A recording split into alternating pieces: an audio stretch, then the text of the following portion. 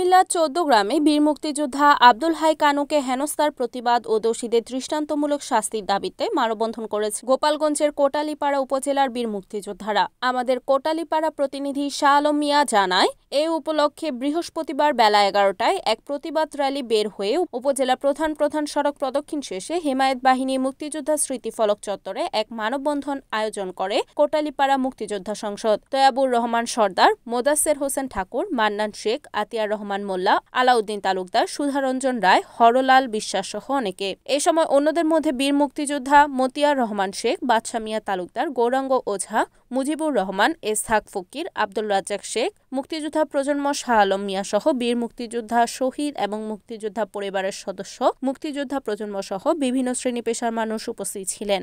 Report Habibullah Khan Habib, NAN TV, Gopalganj.